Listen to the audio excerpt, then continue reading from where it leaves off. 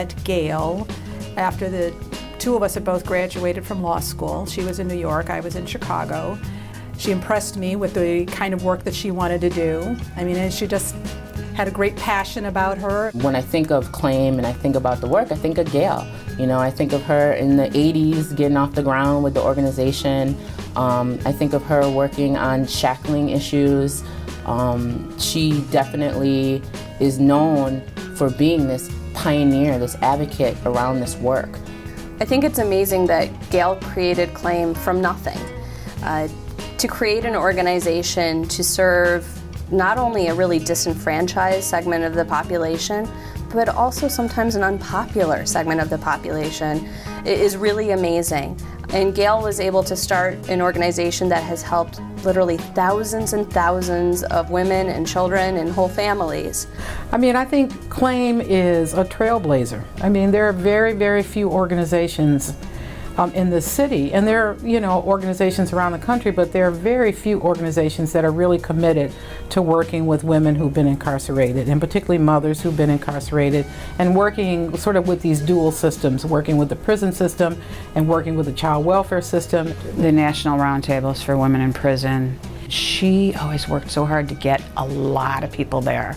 And sometimes it was really a struggle. Like I know the one in Washington, D.C., I think it was in 1993, one of the women was still in work release and they didn't want to let her go. And Gail really fought and pushed, and she went, and it was just unbelievable for her. She had never been out of Illinois. Dear Governor Quinn, this Mother's Day we urge you to direct the Illinois Department of Corrections, IDOC, to release mothers who were convicted of minor nonviolent offenses to serve their time in the community. About 40% of women in prison are eligible for community release to appropriate homes. One of the things that she did in the last 2 years was when the IDOC, the Illinois Department of Corrections, said they were losing funding.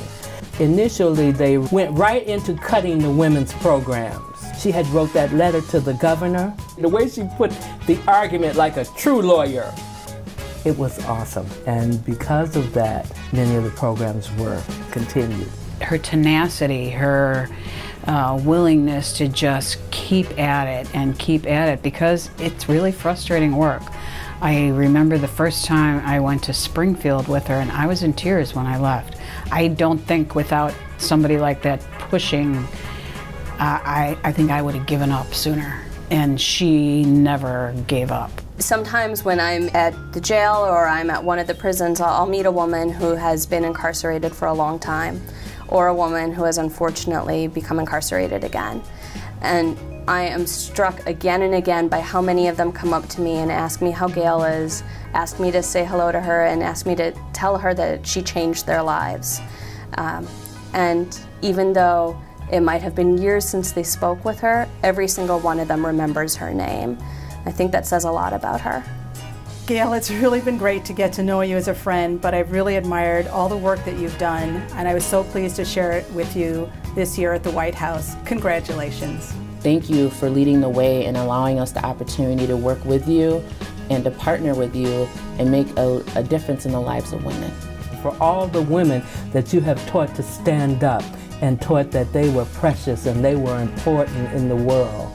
And for all the women you trained how to use their voice and how to stand up and how to make the world a better place, I applaud you. Congratulations, Gail, for your incredible, incredible leadership.